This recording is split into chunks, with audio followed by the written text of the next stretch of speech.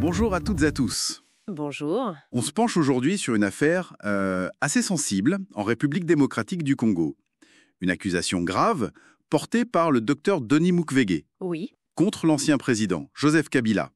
On va essayer de décortiquer un peu ça ensemble. Absolument, surtout que ça tombe dans un moment déjà très très tendu là-bas, particulièrement dans l'Est. Voilà. Alors, le point de départ, c'est une interview. Denis Mukwege sur France 24, le 28 mai 2025. Et là, il affirme que Joseph Kabila, il n'a pas dénoncé Paul Kagame, le président rwandais, comme l'agresseur de la RDC. Il parle même de signes qui ne trompent pas. Et le signe principal, c'est quoi exactement? C'est le retour d'exil de Kabila, le 18 avril 2025. Mais surtout, comment il revient? Il passe par le Rwanda. Pour atterrir où? À Goma? Ah oui, Goma. Goma, c'est le cœur de la crise actuelle.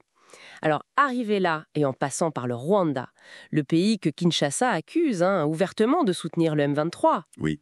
Ça nourrit forcément les soupçons. On pense à une entente ou en tout cas une forme d'arrangement. Surtout que Kabila, il avait déjà accusé le Rwanda par le passé, en 2012. Exactement. Et là, silence radio sur Kagame. Ce silence, il est assez frappant, quoi. Il faut aussi rappeler le contexte plus large. Les relations RDC-Rwanda, c'est compliqué, historiquement.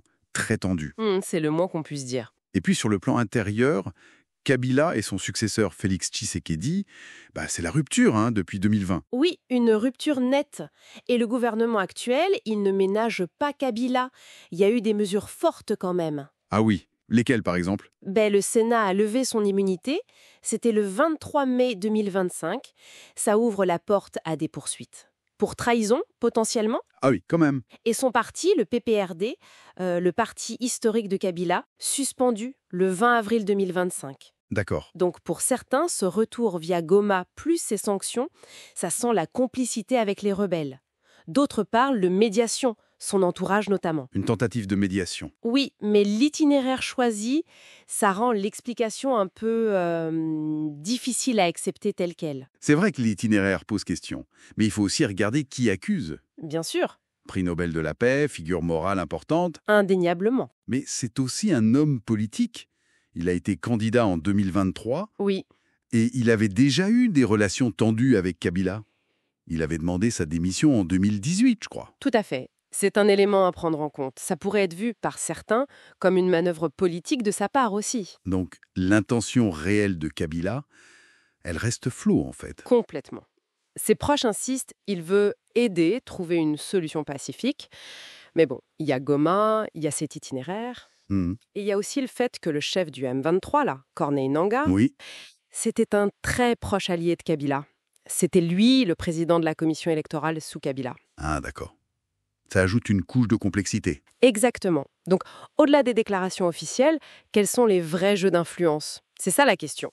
Faut rester nuancé. Alors tout ça, ça nous mène où? Qu'est-ce que ça signifie pour la RDC? Clairement, ça révèle des failles profondes et ça risque de jeter de l'huile sur le feu. Oui, d'aggraver l'instabilité. C'est ça. Ça touche à des sujets hyper sensibles. La souveraineté, l'ingérence étrangère, la loyauté des dirigeants. On a vu le hashtag Kabila-Rwanda circuler d'ailleurs. Ça montre que ça prend. Oui, ça résonne fort. Et l'appel de Mukwege, au fond, c'est un appel à la clarté, à la responsabilité. Sans transparence, comment on sort de ces cycles de violence? C'est difficile. Ça laisse une question en suspens alors. Oui, une grosse question. Face à ces soupçons de trahison, ces zones d'ombre, comment on fait pour restaurer la confiance? La confiance nécessaire pour construire une paix durable, pas juste en RDC, mais dans toute la région. Une question essentielle en effet. C'est sur cette réflexion qu'on va conclure pour aujourd'hui. Merci de nous avoir écoutés. Merci et à bientôt.